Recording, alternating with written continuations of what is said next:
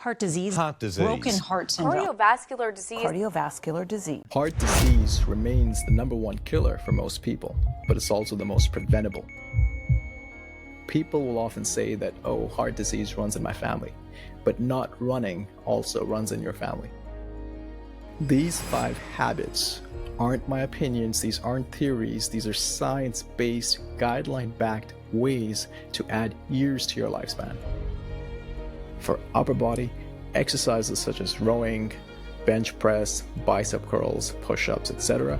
And for lower body, exercises such as squats, lunges, leg press, and so forth. How I would view this is cardio keeps you alive longer, but strength training keeps you functional longer. The truth is that most heart attacks are preventable if you focus on 5 important habits. Based on the data, the sweet spot for longevity appears to be. For more than 25 years, heart disease has remained the leading cause of death worldwide, claiming more lives than infections, cancers, or accidents. This is despite all the major advances we've seen with technology, medications, and surgeries. The truth is that most heart attacks are preventable if you focus on 5 important habits. I'm Dr. Abhishek Bhagat. I'm triple board certified in internal medicine, cardiology, and cardiac electrophysiology. My work has been published in numerous peer-reviewed medical journals. Now, when I say add 10 years to your life, I'm not talking about a magic number. I'm talking about what decades of research has shown that consistently works to add roughly a decade to your life. Today, we'll cut through the noise and focus on what truly matters. 5 evidence-based proven habits that can add years to your heart's lifespan and improve your longevity. Habit number 1, move with purpose. Moving with purpose means engaging in regular, intentional physical activity that combines aerobic exercise, strength training, as well as daily movement. First, aerobic exercise. Regular aerobic exercise. This is moderate intensity, zone 2 training to build endurance and cardiovascular strength. Number 2, resistance training. This is to improve muscular strength, metabolism, and healthy blood vessels. And number 3, daily movements beyond your workouts, such as standing, walking more, and sitting less. The goal is not just to exercise occasionally, but to build purposeful movements into your daily routine, because that's truly what improves your heart's longevity. The Harvard Alumni Health Study followed 17,000 men who were physically active for decades. They found that the people that were more active regularly and consistently burned calories through exercise had significantly lower rates of heart attacks, diabetes, strokes, and dying prematurely. Now, the PURE study looked at 130,000 people from 17 countries. It showed that any kind of regular physical activity, whether it's for work or recreational, significantly reduced the risk of heart attacks and death,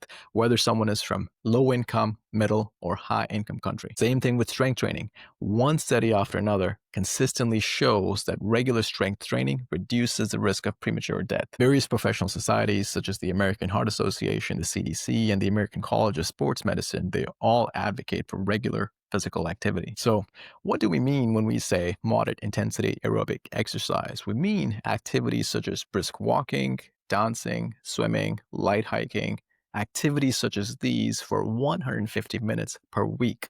So that could be something like 30 minutes, 5 days a week. You're aiming to hit 50 to 70% of your age predicted maximal heart rate. So that's 220 minus your age. The other option is vigorous intensity aerobic exercises. Exercises such as playing basketball, playing soccer, running, climbing stairs, activities such as these for 75 minutes per week. So something like 25 minutes, 3 times a week.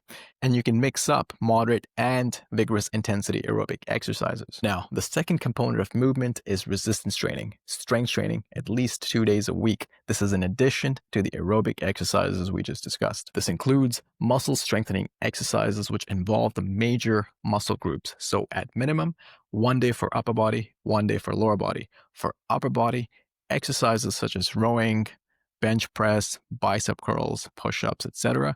And for lower body, exercises such as squats, lunges, leg press, and so forth. How I would view this is cardio keeps you alive longer, but strength training keeps you functional longer. Now, the third pillar of movement is simply this: move more and sit less. Reduce your overall sedentary time. And this is often overlooked. So studies show that even if you're exercising 150 minutes per week, but you're sitting for the rest of the day, so sitting at a desk job, sitting while driving to work, sitting at home watching television, that still increases your cardiovascular mortality. This 2012 study of more than 240,000 adults found that people that sat for long periods, especially those watching TV over 7 hours per day, had double the risk of heart-related deaths, even if they exercised. This 2017 study used motion trackers and found that people that sat for long, uninterrupted stretches, more than 10 minutes at a time, had double the risk of early death compared to those who stood up and moved around more often. So how do you fix this? Stand up, stretch, walk around intermittently, use the stairs instead of taking the elevator. A lot of patients ask me, is sitting for a prolonged period of time bad for my health, and should I get a standing desk? The short answer is yes. Standing is better than sitting, but it's not the same as moving. A standing desk is a good alternative to sitting for 8 hours per day, but it's still not the same as moving. Movement is more heart protective. If you want to take your standing desk to the next level, add a treadmill. That slow walk as you work will burn hundreds more calories, helps blood sugars, and keeps the mind more alert. This study from 2013 followed office workers for a year and found that switching their regular desks to treadmill desks helped them walk more, sit less, and lose about 7 pounds on average. All of this without hurting their work performance. Habit number 2, prioritize sleep. Evidence is clear. Sleeping at least 7 hours a night is essential to your health. So many major studies and societal guidelines emphasize this very point. Sleeping too less or too much increases your risk for heart attacks, strokes, and premature death. This paper from 1983 was one of the earliest studies linking sleep and longevity. They found that adults that sleep less than 6 hours or more than 9 hours had increased risk of death by almost 70%, even after accounting for other health factors. This 2019 study that looked at people with heart disease found that people who slept less than 6.5 hours or more than 7.5 hours a night had significantly higher risk of death, even after accounting for other factors. So, based on the data, the sweet spot for longevity appears to be between 7 to 7.5 hours of sleep per night. Habit number 3, minimize your stress. When we think of heart disease, we often think of blood pressure, cholesterol, and diets. But there's another significant risk factor that doesn't show up on your blood tests, and that's psychosocial stress. The kind of stress that comes from work-related issues, family conflict, financial issues, feeling lonely.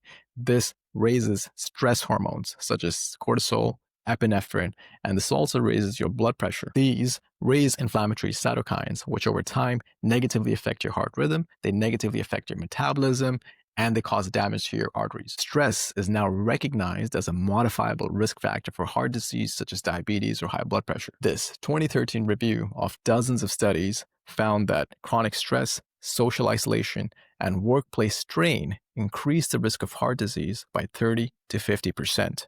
They found that emotional stress like anger or grief can directly trigger heart attacks within hours. The InterHeart study, which included people from 52 countries, found that chronic stress from work, finances, major life events roughly doubles your risk of a heart attack, regardless of where you live or your background. So, what can we do about stress? This 2021 American Heart Association statement reviews psychosocial interventions and recommends evidence-based approaches like meditation, cognitive behavioral therapy, and positive psychology to reduce stress, emotional well-being, and support heart health. In this 2012 landmark study, the participants that meditated for 20 minutes twice a day had a 48% reduction in heart attacks and strokes. The good news is that you can train your nervous system to recover faster. So start with 5 minutes a day, 5 minutes of deep breathing, mindfulness, prayer, or meditation. Then increase the duration to 15 to 20 minutes, ideally in the morning and evening. This has been proven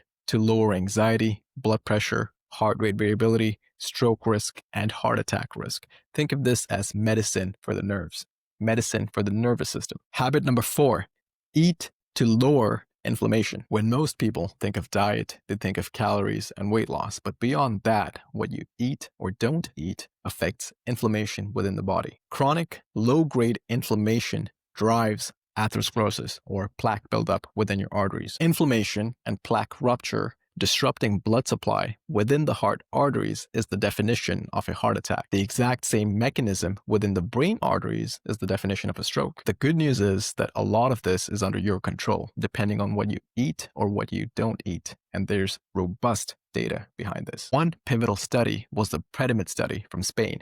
They showed that a Mediterranean diet resulted in lower rates of heart attacks, lower rates of strokes, and death compared to a control group of low-fat diet. The participants had risk factors for heart disease. Majority of these people had history of high blood pressure or history of high cholesterol.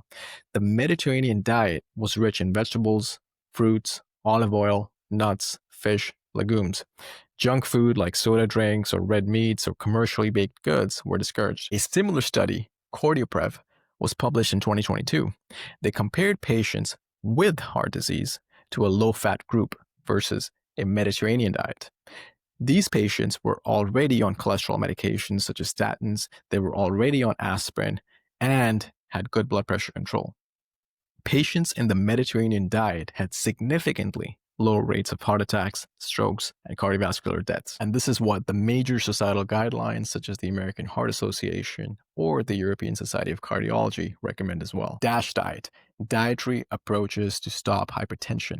Now, the DASH diet is very similar to the Mediterranean diet. The key differences are that the DASH emphasizes low fat and low sodium intake, and it's more targeted towards lowering blood pressure, whereas the Mediterranean diet revolves around healthy fats such as olive oil, nuts, and avocados. I recommend the DASH diet to patients struggling with high blood pressure, whereas I recommend the Mediterranean or a whole food plant-based diet for long-term brain or heart benefits, as well as for anti-inflammatory benefits. People often ask me about keto diet. Now, a keto diet can definitely help you lose weight in the short term, but not anything more substantial than a whole food plant-based diet in the long run. Now, this small study from 2021 compared keto versus plant-based diet. And what they found is that the plant-based diet group actually had about 600 less calories consumed than the keto group.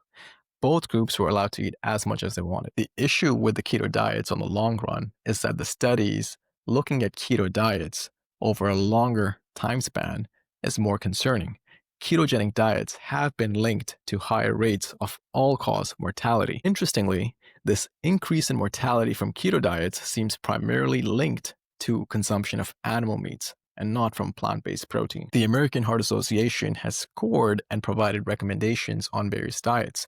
Tier 1 diets, which the AHA favors, are your Mediterranean, pescatarian, vegetarian, vegan, and DASH diets. Very low carb diets, such as keto or the Atkins diets, are tier 4. They're considered the least heart healthy. Habit number 5, know and track your numbers. I tell my patients to keep a log, keep a spreadsheet, keep a folder, whatever, to track their health results. Track your blood pressures, weight, cholesterol, labs, and even imaging results. You cannot improve what you cannot measure and keep track of. So if your LDL, the bad cholesterol, is 190, which is very high, track it. And when you implement medications such as statins or dietary changes, you're able to track the progress. Same with your blood pressure. Track it and keep it less than 130/80. Keep a blood pressure cuff at home, especially if you've been diagnosed with high blood pressure. Lastly, I didn't include these in my top 5 because this should be obvious. Don't smoke and don't drink alcohol. If you want to drink a beer or two on the weekends, I wouldn't recommend more than that. No amount of exercise, no supplement is going to undo the damage that smoking will do to your arteries. In conclusion, these 5 habits aren't my opinions, these aren't theories, these are science-based, guideline-backed ways to add years to your lifespan. Heart disease remains the number 1 killer for most people, but it's also the most preventable. People will often say that, oh, heart disease runs in my family. But not running also runs in your family. Move with purpose, sleep well, incorporate as much of a Mediterranean or a whole food plant-based diet as you can, manage your stress, and track your numbers. Remember, small, consistent changes make a lifetime of difference. I'm Dr. Abhishek Bhagat. If you found this insightful, please share it with your friends, subscribe, and follow for more science-based discussions.